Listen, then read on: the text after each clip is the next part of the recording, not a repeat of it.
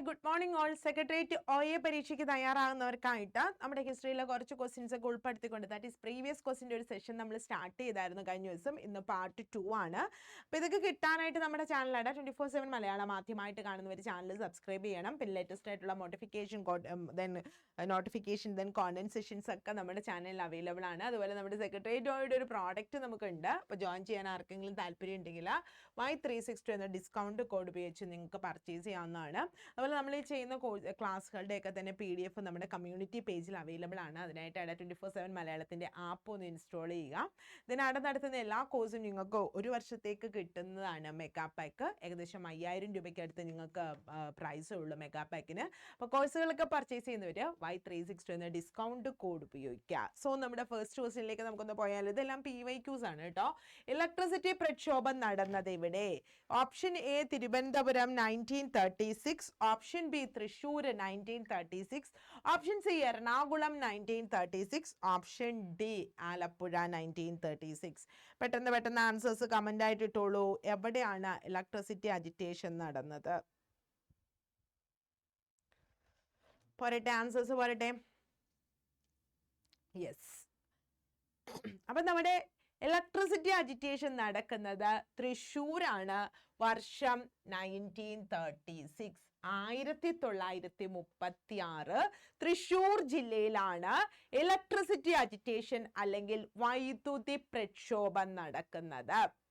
അതായത് തൃശ്ശൂരിൽ വൈദ്യുതി വിതരണം ചാന്ദ്രി എന്ന് പറയുന്ന, ചന്ദ്രിക എന്ന് ചില റാങ്ക് ഫയലിലുണ്ട്, ചാന്ദ്രി എന്ന് പറയുന്ന ഒരു മദ്രാസ് ബേസ്ഡ് കമ്പനിക്ക് അന്നത്തെ ദിവാൻ, അദ്ദേഹത്തിന്റെ പേരൊന്ന് പഠിച്ചേ, ഷൺമുഖം ചെട്ടി, അന്നത്തെ ദിവാനായിരുന്ന ഷൺമുഖം ചെട്ടി കൊടുത്തു. അതിനെതിരെയാണ് ഇലക്ട്രിസിറ്റി അജിറ്റേഷൻ 1936 ഉണ്ടാവുന്നത്. ഈ വൈദ്യുതി പ്രക്ഷോഭത്തിന് വേറൊരു പ്രത്യേകത കൂടി ഉണ്ട്. നമ്മുടെ കേരളത്തിലെ സമരങ്ങളിൽ ക്രിസ്ത്യാനികള് സജീവമായി പങ്കെടുക്കാൻ തുടങ്ങിയത് ഇലക്ട്രിസിറ്റി അജിറ്റേഷനോട് കൂടിയാണ്. വേണമെങ്കിൽ അങ്ങനെ ഒരു പോയിന്റ് ഉണ്ട് അവിടെ. ഇത് കേരളത്തിലെ സമരങ്ങളിൽ ക്രിസ്ത്യാനികൾ സജീവമായി പങ്കെടുക്കാൻ തുടങ്ങിയ സമരം ഏത്? അത് ഇലക്ട്രിസിറ്റി അജിറ്റേഷൻ ആണ്. ക്ലിയർ ആയല്ലോ? നെക്സ്റ്റ്, ഒന്നാം ഇന്ത്യൻ സ്വാതന്ത്ര്യ സമരം ആരംഭിച്ചതെന്ന്. 1857 ഫെബ്രുവരി 10, 1857 മാർച്ച് 10, 1857 ഏപ്രിൽ 10, 1857 മെയ് 10. എല്ലാം 10 ആണ്. 10 അപ്പൊ നമുക്ക് മനസ്സിലായി, ഇയറും മനസ്സിലായി 1857 ആണെന്ന്. അതിലെ മന്ത് ആണ് ഡൗട്ട് വന്നിരിക്കുന്നത്. ആൻസേഴ്സ് കമന്റ് ആയിട്ട് ഇട്ടോളൂ.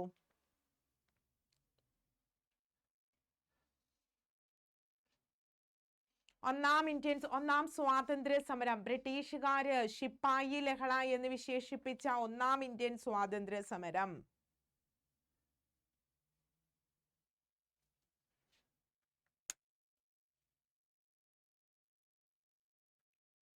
ബ്രിട്ടീഷുകാർ ശിപ്പായി ലഹള എന്ന് വിശേഷിപ്പിച്ച് നമ്മുടെ ഒന്നാം ഇന്ത്യൻ സ്വാതന്ത്ര്യ സമരം ആരംഭിച്ചത് 1857 മെയ് 10 മെയ് 10. ഈ 1857 വിപ്ലവത്തിന്റെ ഏറ്റവും പ്രധാനപ്പെട്ട ഒരു കാരണം ദത്താവകാശ നിരോധന നിയമം. അന്നത്തെ ഗവർണർ ജനറൽ ഡൽഹൌസി കൊണ്ടുവന്ന ദത്താവകാശ നിരോധന നിയമം ഒരു കാരണമായിരുന്നു. അതായത് ഏതെങ്കിലും ഒരു നാട്ടുരാജ്യം, അവിടുത്തെ രാജാവ് അനന്തരാവകാശികൾ ഇല്ലാതെ മരിച്ചാൽ ആ രാജ്യം ബ്രിട്ടീഷ് സാമ്രാജ്യത്തോട് കൂട്ടിച്ചേർക്കപ്പെടും എന്ന ദത്താവകാശ നിരോധന നിയമപ്രകാരം ബ്രിട്ടീഷ് സാമ്രാജ്യത്തോട് കൂട്ടിച്ചേർക്കപ്പെട്ട ആദ്യ നാട്ടുരാജ്യം സത്താറ. വർഷം 1848. ക്ലിയർ ആണല്ലോ? പിന്നീട് ഇതാണ് അതിൻ്റെ ഏറ്റവും പ്രധാനപ്പെട്ട കാരണം. ആദ്യമായിട്ട് കലാപം നടക്കുന്നത് 1857 മെയ് 10 കലാപം പൊട്ടിപ്പുറപ്പെടുന്നത് ഓർത്തു വെച്ചേക്കുക. നെക്സ്റ്റ് വൺ, സാമൂഹ്യ രംഗത്ത് പുതുചലനങ്ങൾ സൃഷ്ടിച്ചുകൊണ്ട് 1888 ശ്രീനാരായണ ഗുരു ശിവപ്രതിഷ്ഠ നടത്തിയ സ്ഥലം. അരുവിപ്പുറം, വർക്കല, ചെമ്പഴന്തി, ആലുവ. ശിവപ്രതിഷ്ഠ അതെവിടെയാണ്? അതിൽ നമുക്ക് ഓർമ്മയുണ്ട്, ആ സമയത്ത് ശ്രീനാരായണ ഗുരു രചിച്ച കൃതിയാണ് ശിവശതകം. ആൻസേഴ്സ് കമന്റ് ആയിട്ട് ഇട്ടോളൂ.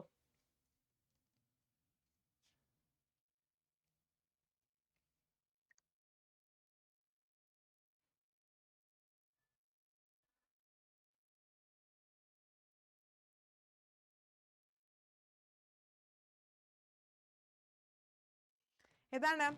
അത് ഓപ്ഷൻ എ ആണ്, അരുവിപ്പുറമാണ് അല്ലേ. ശ്രീനാരായണ ഗുരു ശങ്കരൻകുഴി എന്ന് പറയുന്ന കയത്തിൽ നിന്നും ഗുരു സ്വയം മുങ്ങിയെടുത്തുകൊണ്ട് വന്ന കല്ലാണ് ഇവിടെ പ്രതിഷ്ഠിച്ചിരിക്കുന്നത്. ക്ഷേത്രം പണി കഴിപ്പിക്കുന്ന 87 പ്രതിഷ്ഠ നടത്തുന്നത് 1888 പ്രതിഷ്ഠ നടത്തി. അതായത് ജാതി മത ദ്വേഷമില്ലാതെ ഏവരും സോദരത്തേന വാഴുന്ന മാതൃകാ സ്ഥാപനം ഇത് എവിടെയാണ്? ഇത് അരുവിപ്പുറം ശിവക്ഷേത്രത്തിലാണ് പ്രതിഷ്ഠ നടത്തിയിരിക്കുന്നത്. പിന്നെ ഗുരു ആലുവയിലെ അദ്വൈതാശ്രമം സ്ഥാപിക്കുന്നുണ്ട്. അതിന്റെ ആപ്തവാക്യമാണ് ഓം സാഹോദര്യം സർവത്ര. ആലുവയിൽ സർവമത സമ്മേളനം നടത്തുന്നുണ്ട്. അതിന്റെ ആപ്തവാക്യമാണ് വാദിക്കാനും ജയിക്കാനുമല്ല അറിയാനും അറിയിക്കാനുമാണ്. അത് ആലുവ സർവമത സമ്മേളനത്തിന്റെ ആപ്തവാക്യമാണ്. ഗുരു ഒരേ ഒരു വിദേശ രാജ്യം മാത്രമേ സന്ദർശിച്ചിട്ടുള്ളൂ, അത് ശ്രീലങ്കയാണ്. 1812 ആരംഭിച്ച കുറിച്യർ കലാപത്തിന്റെ നേതാവ് പഴശ്ശിരാജ, എടച്ചേന കൊങ്കൻ നായർ, തലക്കൽ ചന്തു, രാമനമ്പി. ഇത് നമ്മുടെ കുറിച്യർ കലാപം. വട്ടത്തൊപ്പിക്കാരെ നാട്ടിൽ നിന്നും പുറത്താക്കുക എന്ന് പറഞ്ഞിട്ട് കുറിച്യർ കലാപം. ഈ കുറിച്യർ കലാപത്തിന്റെ നേതാവ്. ആൻസേഴ്സ് കമന്റ് ചെയ്തോളൂ മക്കളെ.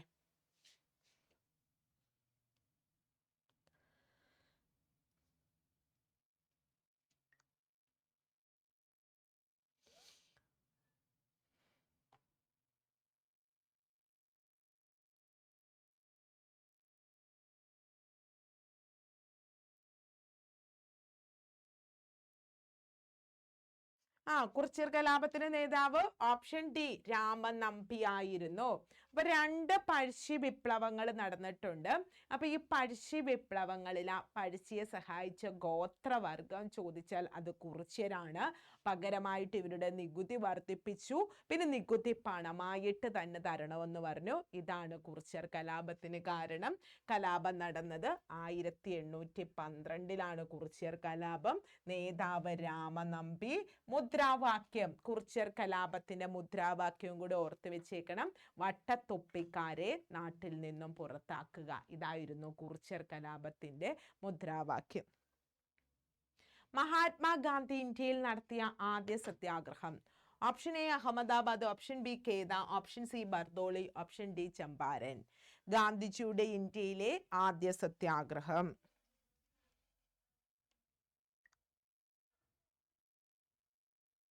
ആൻസേഴ്സ് കമന്റ് ആക്കി ഇട്ടോളൂ.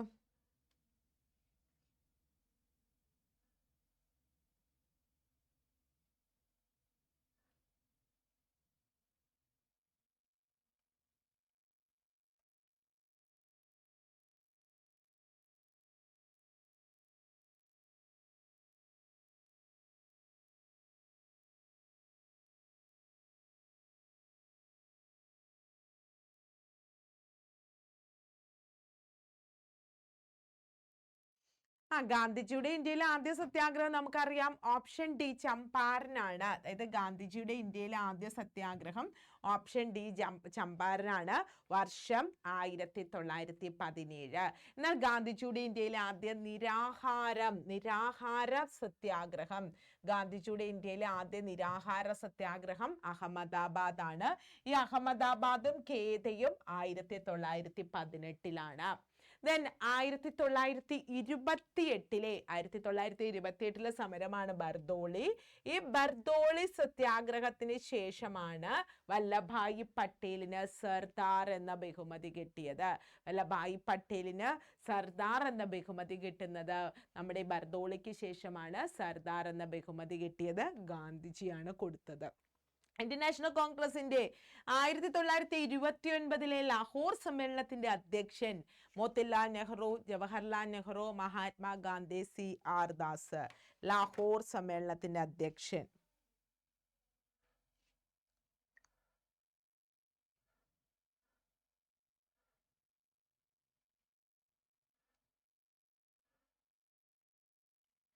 ആരാണ് ലാഹോർ സമ്മേളനത്തിന്റെ അധ്യക്ഷൻ? ഓപ്ഷൻ ബി ആണ് ആൻസർ, നെഹ്റു ആണ്. അതായത് 1929 ലാഹോർ INC ആണ് പറയുന്നത് പൂർണ്ണ സ്വരാജ് ആണ് കോൺഗ്രസിന്റെ ലക്ഷ്യം. സ്വരാജ് അല്ല, പൂർണ്ണ സ്വരാജ് ആണ് കോൺഗ്രസിന്റെ ലക്ഷ്യം എന്ന് പറയുന്നത് 1929 ലാഹോർ INC.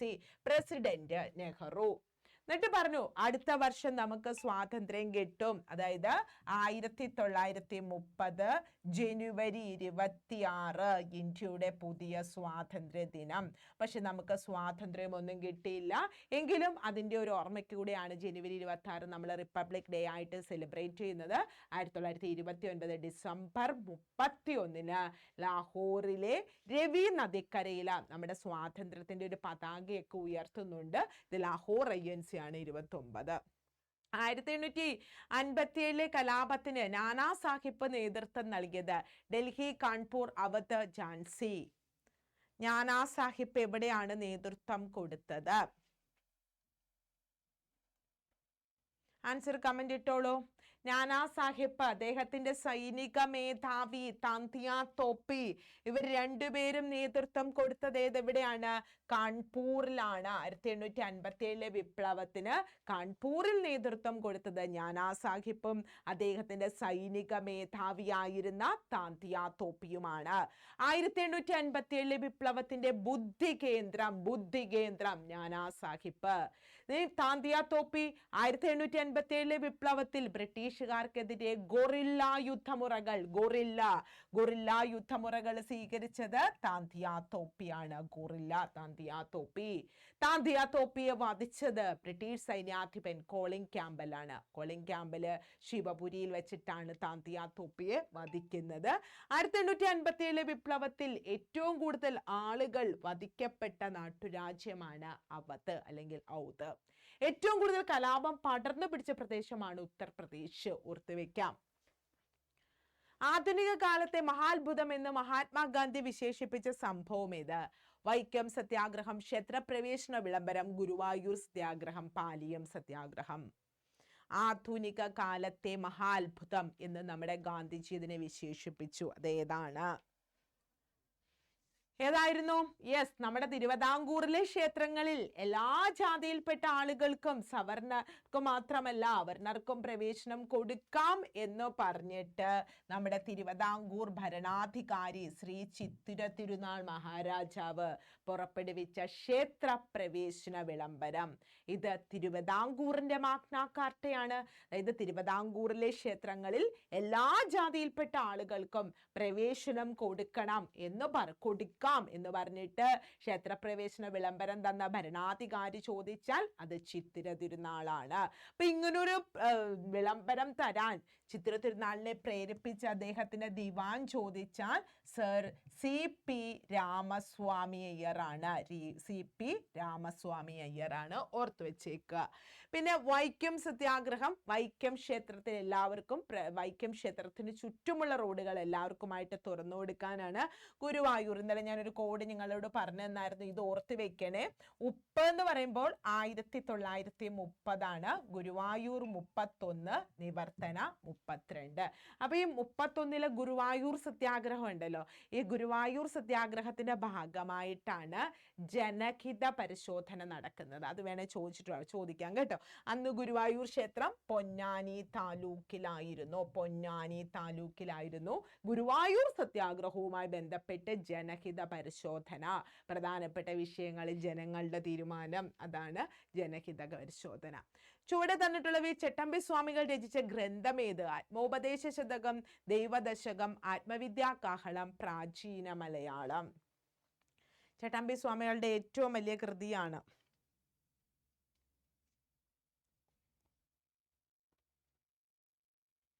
അതായത് ഓപ്ഷൻ ഡി ആണ് ആൻസർ ഇല്ലേ? ചട്ടമ്പി സ്വാമികളുടെ ഏറ്റവും വലിയ കൃതി അത് തന്നെയാണ്. അത് പ്രാചീന മലയാളമാണ്. അതായത് പണ്ടൊരു വിശ്വാസം ഉണ്ടായിരുന്നു, പരശുരാമൻ കേരളം സൃഷ്ടിച്ചത് ബ്രാഹ്മണർക്ക് വേണ്ടി മാത്രമാണ്. അപ്പൊ അത് തെറ്റാണ്. പരശുരാമന്റെ കേരള സൃഷ്ടി ബ്രാഹ്മണർക്ക് വേണ്ടിയാണ് എന്നുള്ള വാദത്തെ എതിർത്ത ചട്ടമ്പിയുടെ കൃതി ചോദിച്ചാലും പ്രാചീന മലയാളമാണ്. വേദാധികാര നിരൂപണം എന്ന കൃതി രചിച്ചത് ശ്രീനാരായണ ഗുരു, ചട്ടമ്പി സ്വാമികൾ, ഉള്ളൂർ നടരാജഗുരു. വേദാധികാര നിരൂപണം. ആൻസേഴ്സ് കമന്റ് ആക്കി ഇട്ടോളൂ.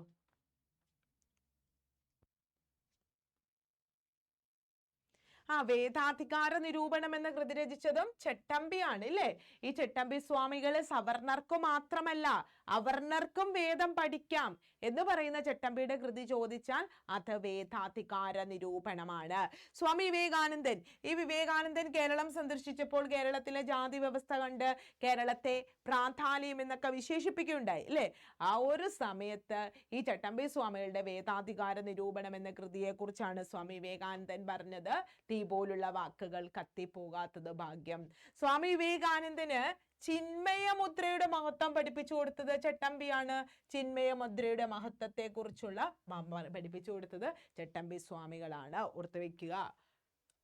ആത്മവിദ്യാസംഘം സ്ഥാപിച്ചത് ആരായിരുന്നു? ശ്രീനാരായണ ഗുരു, വാഗ്ബടാനന്ദൻ, ചട്ടമ്പി സ്വാമികൾ, മന്നത്ത് പത്മനാഭൻ. ആത്മവിദ്യാസംഘം. ആത്മവിദ്യാസംഘം ആരുടേതാണ്? വാഗ്ബടാനന്ദന്റെയാണ് കേട്ടോ, വാഗ്ബടാനന്ദന്റെയാണ്.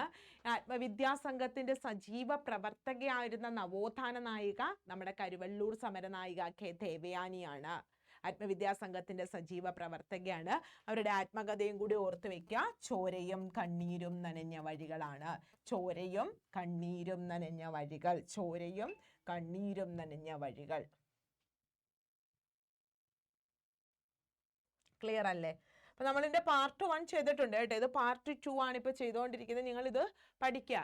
ഇന്റർനാഷണൽ കോൺഗ്രസിന്റെ പ്രസിഡന്റ് സ്ഥാനം അലങ്കരിച്ച ഏക Malayali? K Kelappan, C Sankaran Nair, K P Kesavamenon, Pattom Thanupillai.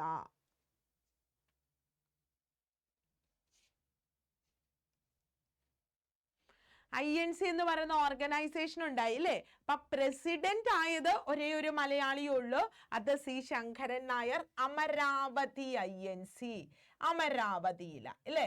പക്ഷേ INCയുടെ ആദ്യ സമ്മേളനത്തിൽ 72 പേര് പങ്കെടുത്തു. ഈ ആദ്യ സമ്മേളനത്തിൽ പങ്കെടുത്ത മലയാളി ചോദിച്ചാൽ ബാരിസ്റ്റർ GP പിള്ള. തിരുവിതാംകൂറിന്റെ വന്ധ്യവയോധികൻ ബാരിസ്റ്റർ GP പിള്ള. ഗാന്ധിജി തന്റെ ആത്മകഥയിൽ ഒരൊറ്റ മലയാളിയെ കുറിച്ച് പറയുന്നുള്ളൂ, ബാരിസ്റ്റർ GP പിള്ള. അതുപോലെ സി ശങ്കരൻ നായരുടെ ഒരു കൃതി ഓർത്ത് വെച്ചേക്കണേ, ഗാന്ധിജിയും അരാജകത്വവും. ഗാന്ധിജിയും അരാജകത്വവും.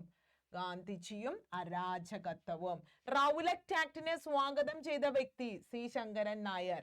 റൗലറ്റ് ആക്ട് പിന്നെ ജാലിയൻ വാലാബാഗിന് കാരണമായപ്പോൾ വൈസ്രോയുടെ എക്സിക്യൂട്ടീവ് കൗൺസിലിൽ നിന്ന് രാജിവെച്ച വ്യക്തി സി ശങ്കരൻ നായർ.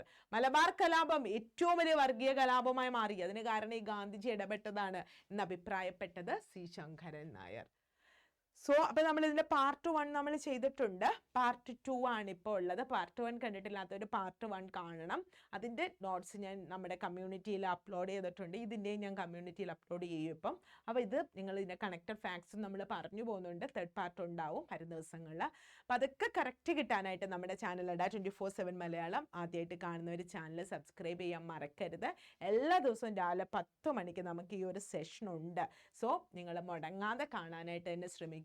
പിന്നെ നമുക്ക് ഒരു മാസമുള്ള എക്സാമിന് അല്ലേ? അപ്പോൾ ഒരു മാസം കൊണ്ട് എക്സാം ഒക്കെ ക്ലിയർ ചെയ്യാൻ നിങ്ങൾക്ക് വിശ്വാസമുണ്ട്, പഠിക്കും, ഹാർഡ് വർക്ക് ചെയ്യാൻ തയ്യാറാണെങ്കിൽ നമ്മൾ അഡ 24/7 മലയാളത്തിൽ ഇതിൻ്റെ ബാച്ച് അവൈലബിൾ ആണ്. കോഴ്സ് പർച്ചേസ് ചെയ്യാൻ താല്പര്യമുള്ളവർ അഡ 24/7 മലയാളം കൊടുക്കണം. ഫസ്റ്റ് ലിങ്ക് നമ്മുടെ പ്രോഡക്റ്റ് ആണ്. ഇവിടെ RRB, NTPC, സാരഥി, ദേവസ്വത്തിൻ്റെ batch, union bank, LBO, 10th പ്രിലിംസിൻ്റെ ക്രാഷ് ബാച്ചും ഉണ്ട്, സെക്രട്ടേറിയറ്റ് ഓഫീസ് അറ്റൻഡിൻ്റെ ബാച്ചും ഉണ്ട്.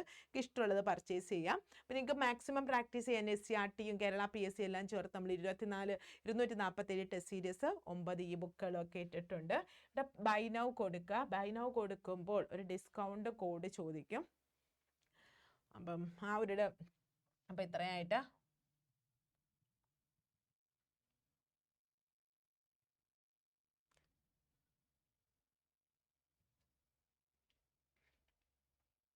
ബൈ നൗ കൊടുക്കുക. അവിടെ നിങ്ങൾ Y362 Y362 എന്ന ഡിസ്കൗണ്ട് കോഡ് കൊടുത്ത് അപ്ലൈ ചെയ്യുക. 1073 കോഴ്സ് ഫീ. ഫിൽ ഡീറ്റെയിൽസിൽ പേരും ഫോൺ നമ്പറും 3ാമത് പേയ്മെൻറ്റും കൊടുത്ത് കോഴ്സ് പർച്ചേസ് ചെയ്യാം. ഇനി പർച്ചേസ് ചെയ്ത കോഴ്സ് നമുക്ക് കാണാനായിട്ട് നേരെ പ്ലേ സ്റ്റോറിലേക്ക് പോകണം. അവിടെ അഡ 24/7 എക്സാം പ്രിപ്പറേഷൻ ടു സെലക്ഷൻ ഇത് ഇൻസ്റ്റാൾ ചെയ്യുക. 2ാമത് സ്റ്റേറ്റ് എക്സാം, 3ാമത് കേരളയുണ്ട്. ജസ്റ്റ് ഒന്ന് ക്ലിക്ക് ചെയ്തേ. അപ്പോൾ കേരളയിൽ നിങ്ങൾ പർച്ചേസ് ചെയ്യാൻ ഉപയോഗിച്ച ഫോൺ നമ്പർ, മെയിൽ ID ഒക്കെ ചോദിക്കും. അപ്പോൾ ഇവിടെ മൈ കോണ്ടന്റിൽ കോഴ്സ് ഉണ്ട്. കോഴ്സ് പർച്ചേസ് ചെയ്യുമ്പോൾ Y362 എന്ന ഡിസ്കൗണ്ട് കോഡ് ഉപയോഗിക്കണം. ഇവിടെ കമ്മ്യൂണിറ്റി പേജ് ആണ്. ഇവിടെ ഞാൻ ചെയ്യുന്ന ക്ലാസ്സുകളുടെയൊക്കെ PDF അപ്ലോഡ് ചെയ്തിട്ടുണ്ട്. ഇതിൻ്റെ ഫസ്റ്റ് പാർട്ട് അപ്ലോഡഡ് ആണ്, സെക്കൻഡ് പാർട്ട് ഞാൻ അപ്ലോഡ് ചെയ്ത് തരാം. അതുകൂടെ ഫോളോ ചെയ്യാം. ദെൻ നമ്മുടെ ക്ലാസ്സൊക്കെ ലൈവാണ്. ലൈവ് പറ്റാത്തവർക്ക് റെക്കോർഡഡ് വീഡിയോ അവൈലബിൾ ആണ്. മോക്ക് ടെസ്റ്റുകളൊക്കെ ഉണ്ട്. അതുപോലെ മെറ്റീരിയൽസ് ഒക്കെ തന്നെ നമ്മൾ പ്രൊവൈഡ് ചെയ്യുന്നുണ്ട്. നിങ്ങൾക്ക് ലൈവ് ക്ലാസ്സിൽ അധ്യാപകരോട് ഡൗട്ടുകളും ഒക്കെ ചോദിക്കാം. സോ ആർക്കെങ്കിലും പർച്ചേസ് ചെയ്യാൻ താല്പര്യമുണ്ടെങ്കിൽ പർച്ചേസ് ചെയ്യണം. വീഡിയോ ഇഷ്ടമെങ്കിൽ ലൈക്ക് ചെയ്യുക, ഷെയർ ചെയ്യുക, മാക്സിമം ഫ്രണ്ട്സിലെത്തിക്കുക. ദെൻ അതുപോലെ നമ്മുടെ ചാനൽ അഡാ 24/7 മലയാളം ആദ്യമായിട്ട് കാണുന്നവർ ചാനൽ അന്ന് സബ്സ്ക്രൈബ് ചെയ്തേക്കുക. ലേറ്റസ്റ്റ് ആയിട്ടുള്ള notification, motivation video, content sessions ഒക്കെ ഈ ഒരു ചാനലിൽ അവൈലബിൾ ആണ്. അപ്പോൾ അതൊക്കെ കിട്ടാനായിട്ട് നിങ്ങളത് സബ്സ്ക്രൈബ് ചെയ്യണം. പിന്നെ നമുക്ക് ഒരുപാട് പ്രോഡക്റ്റുകൾ ഇത് നമ്മുടെ സ്റ്റോറിലുണ്ട്. നിങ്ങൾ ഏത് കോഴ്സ് പ്രിപ്പയർ ചെയ്യുന്നവർക്കാണെങ്കിലും പറ്റിയ കോഴ്സുകളുണ്ട്.